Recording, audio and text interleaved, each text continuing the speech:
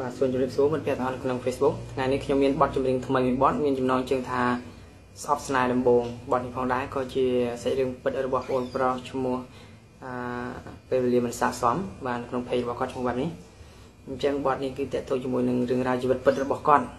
ដែលគាត់បានរ៉ាយរាប់មកខ្ញុំហើយខ្ញុំក៏បានតែងពុនជាបទនេះមួយដែលខ្ញុំក៏បង្កើតជា melody ថ្មីឥឡូវនេះខ្ញុំរៀបចំរៀបរយហើយក៏នឹងជើងជូនបទនេះចែកជូនដល់អ្នកគ្នាស្ដាប់ហើយមុននឹងចូលទៅដល់បទនេះខ្ញុំក៏មានការណែនាំខ្លះៗទាក់ទងជាមួយនឹងការលេងហ្គីតាបាទការលេងហ្គីតាបើយើងលេងហ្គីតាបានយើងត្រូវតែចេះច្រៀងមិនព្រោះក៏ត្រូវឲ្យជើងត្រូវជាមួយនឹងភ្លេងអញ្ចឹងនេះគឺជាលំណែនាំខ្លះៗដែលខ្ញុំគិតថាវាអាចមានប្រយោជន៍ដល់អ្នកដែលទើបតែរៀនថ្មីខ្ញុំឧទាហរណ៍ដូចជាខ្ញុំចាប់ខតដូឬក៏ C យើងត្រូវធ្វើសំឡេងដូចខតនេះគ្នាដូចជាដូ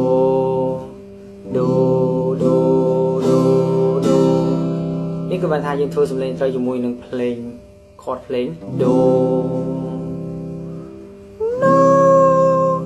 យើងអាចសំឡេងខ្ពស់ឬសំឡេងទាបប៉ុន្តែធ្វើឲ្យវាចូលជាមួយដូបាទឧទាហរណ៍ដូយើងផ្លាស់ទៅជារេមីចឹងដល់ពេលដែលយើងបង្កើតទៅជាចម្រៀងយើងអាចធ្វើសំឡេងយើងអាចត្រូវជាមួយនឹងខតភ្លេងហ្នឹងវានឹងកើតទៅជា melody ថ្មីឧទាហរណ៍មិញយើងលេងដូរ៉េមីអញ្ចឹងយើងលេងតែ3ហ្នឹងបានដូរ៉េមី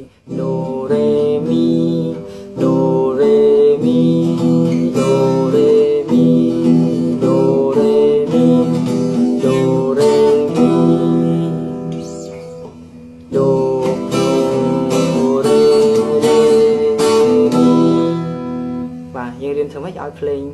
និងសំឡេងដែលយើងច្រៀងឲ្យត្រូវជាមួយគ្នាអញ្ចឹងមិនសំខាន់ថាយើងច្រៀងព្រោះឬមិនព្រោះទេឲ្យតែយើងច្រៀងត្រូវខតត្រូវតង់វាត្រូវ melody វាគឺវាអាចនាំផ្លូវយើងឲ្យចេះច្រៀងទៅតាមបទភ្លេង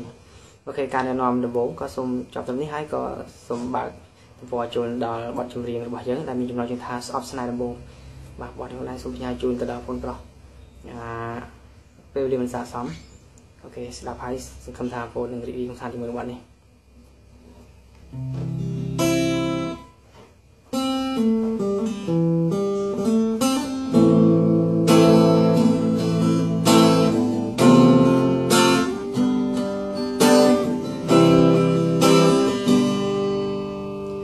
ស្អប់ស្នេហ៍ខ្លាំងណាស់ខ្មាស់មងឬស្អីបងអត់មកថៃពេលស្រីអោរូបអ្នកផ្សេងធ្លាប់លើចំរៀងពេលនេះរឿងខ្ញុំមែនតែកាលមុនធ្លាប់និយាយលេងដល់ជួបមែនតែគ្មានវាចាបងជាអ្នកស្រែកាលីបមិនដល់ស្រូវមិនបានផលនេះមូលបដូរផ្លាស់ចិនដាបងខ្មាស់គេពេពីមុនយ៉ាងជាសង្សារចាំងស្រុកទាំងទ្រង់ពើផ្សារនឹកដល់ជីវ៉ាទឹកនេត្រាហូអារម្មណ៍ចាំផ្ដើមស្អប់ស្នេហ៍ដំបងទូលមីទីតោបេងដួងលេងមានចំហស្រឡាញ់គេខ្លាំងទាំងទ្រូងពូលណាស់អើងក៏ស្អប់រូបស្រីល្អភ្លេចក្របានមានតិចជួចណារឿងក្បត់លើស្នេហ៍ដំបងដោយពលឡើងតោងហ៊ានឈោងអត់លាក់គុំនួចសង្ឃឹមថាខ្លួនអាចបំភ្លេចអំទៅរួចសូមសុខនឹង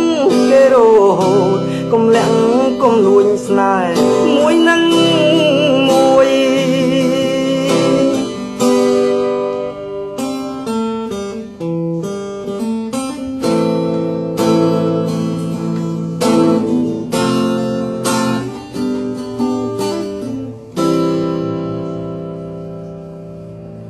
បាទចប់ហើយក៏សូមអរគុណមកដែរ